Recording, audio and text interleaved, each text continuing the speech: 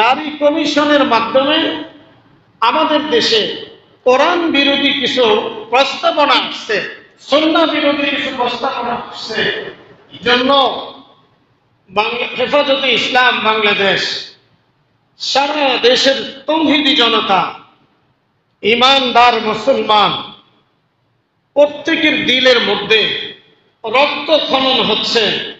কেননা বর্তমান নির্বাচিত কোনো সরকার এই দেশে নাই, আসছে অন্তর্বর্তীকালীন সরকার, অস্থায়ীভাবে অনির্দিষ্ট সময়, অল্প কিছু সময়ের জন্য। হয়তো পরে আসবে নির্বাচিত সরকার নির্বাচনের মাধ্যমে। কিন্তু দেশের আলেম ওলামারা, তৌহিদি জনতা, ইমানদার মুসলমানরা রাস্তায় নেমে আসতে হয় কেন?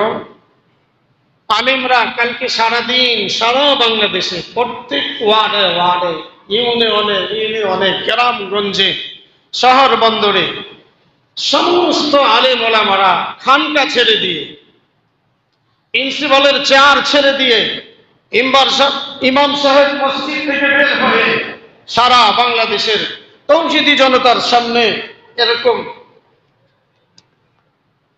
আপনি হেমবিল বিলি করছেন।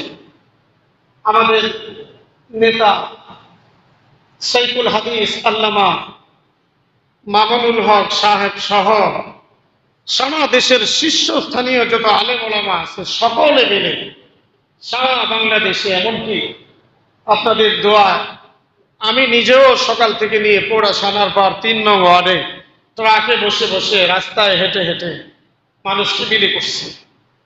কেন? মানুষ জানার জন্য যে বর্তমান সরকারের আমলে কোরআন হাদিস বিরোধী আইন পাস করার জন্য পায়তারা করতেছে। এক বিশাল প্রস্তাবনা সরকারের কাছে গেছেন, ডক্টর ইউনূস সাহেবের কাছে বিশাল এক প্রস্তাবনা গেছেন কোরআন হাদিস বিরোধী। বলে কোরআন হাদিস বিরোধী কোন কথাটা সেটা আমরা জানবো, তারপর যদি প্রয়োজন মনে করি আগামীকাল সকাল 7টায় সোহরাওয়ার্দী উদ্যানে যাওয়ার জন্য রওনা দিব। এজন্য এই দেশের মুসলমানদের ঈমান রক্ষা করার জন্য, এই দেশের মুসলমানদের মুসলমানিত্ব রক্ষা করার জন্য, এই দেশের মুসলমানদের মাঝে ইসলামী রাষ্ট্রে বাংলার জমিনে যেন কোনো নাস্তিক কোরআন হাদিসের বিরুদ্ধে কোনো আইন পাশ করতে না পারে, কোরআন হাদিসের বিরুদ্ধে কথা বলার কোনো দুঃসাহস যেন এই দেশে না পায়, এজন্য আগামীকাল হেফাজতে ইসলাম বাংলাদেশের পক্ষ থেকে সারা দেশের সমস্ত মুসলমানদেরকে ডাক দিচ্ছে। হেফাজতে ইসলাম উপমহাদেশের মধ্যে সর্ববৃহৎ একটা অরাজনৈতিক সংগঠন।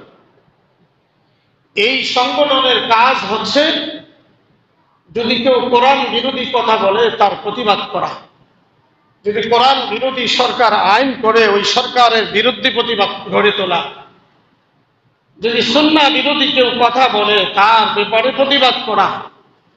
কেউ যেন সুন্নাহ বিরোধী কথা বলে বাংলার জমিনে থাকতে না পারে, কোরআন বিরোধী কথা বলে বাংলার জমিনে থাকতে না পারে। যদি কোরআন তোমার পছন্দ না লাগে তুমি হিন্দুস্তান অতি নিকটে চলে যাও, সেখানে নবীর সুন্নাহ যদি তোমার পছন্দ না হয়, আমাদের পার্শ্ববর্তী রাষ্ট্র কাফের মুশরিকের রাষ্ট্র, সেখানে 20 কোটির উপরে না 40 কোটির মতো মুসলমান থাকা সত্ত্বেও আমাদের পার্শ্ববর্তী রাষ্ট্রে অনেক জুমার মসজিদে জুমার নামাজ আদায় করতে দেয় না, এমনকি মসজিদগুলি ভেঙে ফেলতেছে, মসজিদের মধ্যে আগুন জ্বালায় দিছে। ও মুসলমান, বাংলার জমিনে থেকে যদি আরাম আয়েশে ঘুমান, আরাম আয়েশে যদি দিন রাত কাটান, তারপরে আল্লাহ তাআলার দরবারে আপনাকে আমাকে জবাবদিহি করতে হবে যদি প্রতিবাদ না করেন। কি বলেন? ঠিক না? আমরা একটু শুনবো নারী নীতিমালাতে কি চাইছে, আমরা তার বিরোধিতা করছি কেন। বিরোধিতা করছেন কারা? মসজিদের মধ্যে ছবিটা আনা সম্ভব হয় নাই, মোবাইলের মধ্যে আছে, মসজিদের ভিতরে দেখানো সম্ভব। 5-7 জন নারী বিষয়ক সংস্কার কমিশনের কোরআন সুন্নাহ বিরোধী প্রতিবেদন কমিশন বাতিলের জন্য আমরা যে সংগ্রামটা করতেছি, এটা শুধু হেফাজতে ইসলামের কাজ না, সারা দেশের সমস্ত মুসলমানের দায়িত্ব। কেন? আল্লাহ তাআলা পবিত্র কোরআনে সূরাতুন নিসা 11 নম্বর আয়াতে, আপনার ইন্টারনেটের যুগে আপনি যদি 11 নম্বর আয়াতের তাফসীর শুনতে চান, আপনাকে আলেম হতে হবে না, নেট চালু করে আপনি যদি লেখেন 11 নম্বর আয়াতের তাফসীর চলে আসবে। আল্লাহ তাআলার পক্ষ থেকে আইন করছেন, রব্বুল আলামিন সেটাকে বন্টন নামা করে দিয়েছেন। ছেলে কত অংশ বাপের সম্পদ পাবে, মেয়ে কত অংশ বাপের সম্পদ পাবে। সূরা নিসার 11 নম্বর আয়াতে আল্লাহ তাআলা বিস্তারে বলে দিয়েছেন, ছেলে পাবে 2 অংশ, মেয়ে পাবে 1 অংশ। এটা পাস হয়েছে কোথা থেকে? কোরআন থেকে। একটু সজাগ থাকবো কথাগুলো শোনার জন্য, এবং যদি পারি সাথে সাথে জবাব দিব। যেহেতু সূরাতুন নিসায় আল্লাহ তাআলা ছেলের 2 অংশ মেয়ের 1 অংশ, এটা আল্লাহর পক্ষ থেকে এই সিদ্ধান্তটা কেন দিচ্ছেন? যুক্তিসঙ্গত কিনা? বলে এই যুক্তিসঙ্গত কিনা, এই যুক্তি দিয়া আমাদের দেশে আরেক নাস্তিক ছিল তসলিমা নাসরিন নামে, বড় শিক্ষিত ছিল। এই জন্যই এই দেশের বড় বড় শিল্পীরা শিক্ষিত শয়তান নামে একটা সঙ্গীত বানাইছিলেন। এই শিক্ষিত মহিলাটা মূর্খের মতো লেখছে, আল্লাহ তাআলা যে ছেলের 2 ভাগ মেয়ের 1 ভাগ, এই বিধানটা আমার কাছে পছন্দ লাগে না। নাউজুবিল্লাহ। আল্লাহর এই বিধানটা তসলিমার কাছে পছন্দ লাগে না। সমান সমান হইলে ভালো হইত। আরো অনেক দিক দিয়া তসলিমা নাসরিন মহিলাদের ব্যাপারে সমান সমান অধিকার চাইছে। তিনি এমনটা বলছে, একজন পুরুষ যদি 4 জন স্ত্রী রাখতে পারে, তাহলে একজন মহিলা 4 জন স্বামী রাখতে পারবে না কেন? তিনি এমনটা বলছেন। এই দেশের তৌহিদি জনতা, আরো অনেক কথা আছে ওনার পক্ষ থেকে, সেদিকে যাওয়ার মতো সময় নাই। আমার প্রিয় ভাইরা, আল্লাহর পক্ষ থেকে বলছেন 2 ভাগ আর 1 ভাগ। বর্তমান মহিলা নীতিমালায় নারী বিষয়ক উপদেষ্টা যিনি আছেন, তাদের একটা গ্রুপ আছে, কয়েকজনে মিলে অনেকগুলা প্রস্তাবনা আমাদের প্রধান উপদেষ্টার কাছে দিয়েছেন। তার মধ্যে বেশিরভাগ প্রস্তাবনা কোরআন বিরোধী, বেশিরভাগ প্রস্তাবনা সুন্নাহ বিরোধী। এখন যদি আমরা জাগ্রত না হই, প্রধান উপদেষ্টা তো আলেম না, মাত্র উপদেষ্টাদের মধ্যে একজন ব্যক্তি আলেমদের পক্ষ থেকে নিছেন, ধর্ম বিষয়ক উপদেষ্টা যিনি, তিনি একার দ্বারাও সমস্ত উপদেষ্টাদেরকে বোঝানো সম্ভব। এমন কিছু কথা তারা উল্লেখ করছেন মহিলাদের ব্যাপারে। যদি কোনো স্বামী তার স্ত্রীর কাছে যেতে চায়, স্বামীর কাছে স্ত্রীর কাছে অনুমতি নিয়ে যেতে হবে। স্ত্রী অনুমতি না দিলে স্বামী স্ত্রীর কাছে যাওয়ার কোনো অধিকার নেই। কোরআন ও হাদিসে আছে, আমরা সকলে জানি, মহিলাদের একটা বিধান আল্লাহ তাআলা করে দিয়েছেন। মেন্স হয় সেই সময় নামাজও আল্লাহ তাআলা মাফ করে দিয়েছেন।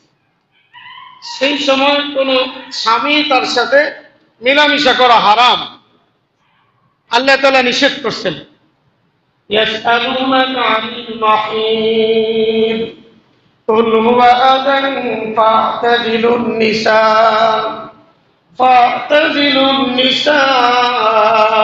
ফিল মাহিদ। আল্লাহ তাআলা একটা বিধান করে দিয়েছেন কোন সময় যেতে পারবো, ঠিক সেই সময় আল্লাহ নিষেধ করে দিয়েছেন। কিন্তু বর্তমান যে নাস্তিকরা আমাদের দেশের অন্তর্বর্তীকালীন সরকারের দায়িত্বে আছে, মহিলা এক নতুন নাস্তিক, তিনি বলছেন হায়েজ হওয়ার সময় স্ত্রীর সাথে স্বামী মিলামেশা করতে পারবে, এই অধিকার দিতে হবে। নাউজুবিল্লাহ বলতে ইচ্ছা করে না? কি বলে?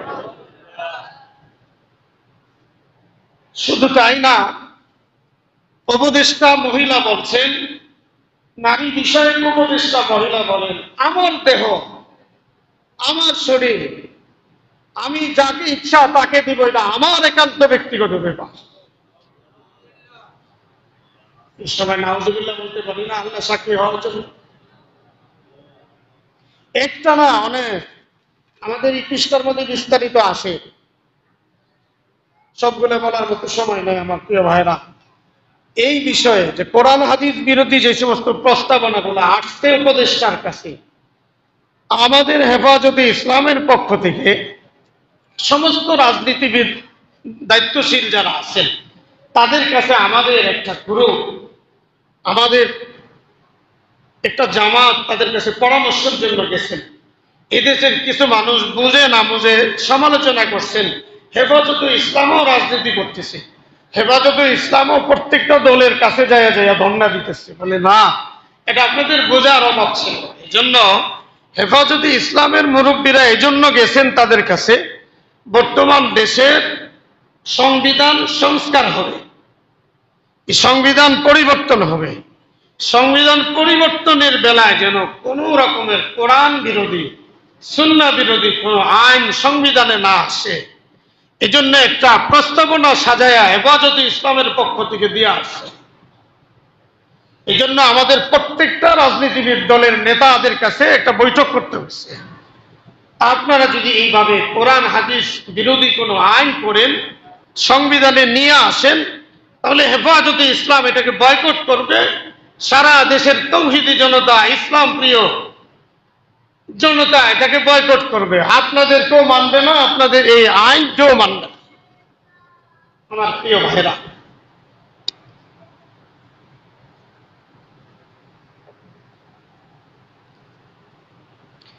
আগামীকাল সকাল 9টা থেকে শুরু হবে জোহরের আগ পর্যন্ত। বাংলাদেশের ইতিহাসে এত মানুষের সমাগম হয় নাই, আল্লাহর ফজলে এমন লোক আগামীকাল হবে। এই জন্য শুধু আমাদের সিদ্দিরপুর থেকেই কমাস কম 40টা গাড়ি যাবে, এরকম প্রত্যেকটা থানা থেকে অজস্র গাড়ি আসবে। সমস্ত গাড়িগুলা ঢাকার পয়েন্টগুলার বাহিরে থাকবে, ঢাকাতে প্রবেশ করতে পারবে না। এই জন্য আগামীকাল একটা ইতিহাস করতে চাই।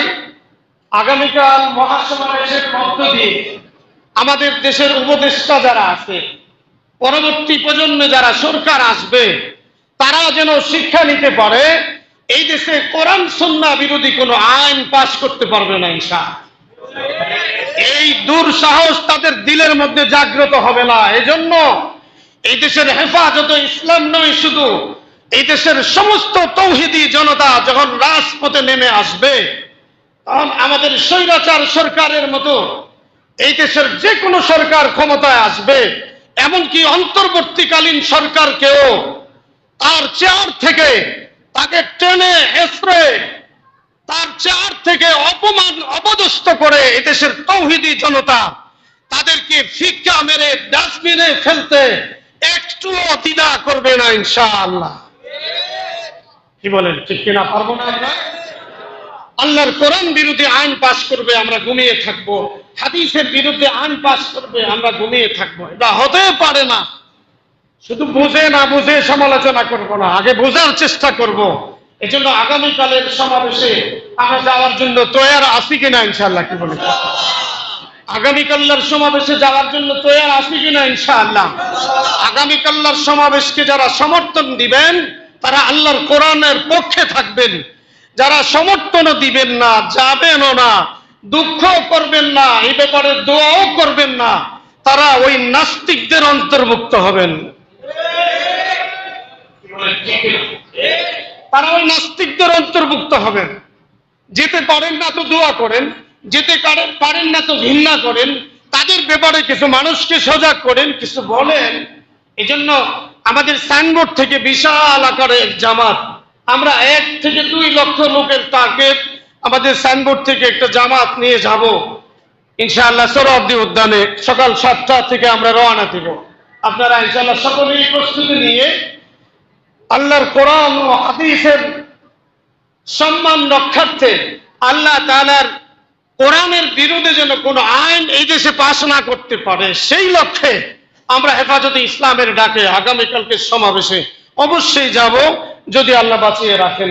আল্লাহ যেন আমাদের সকলকে তৌফিক দান করেন। সকলে বলি আল্লাহুম্মা আমিন।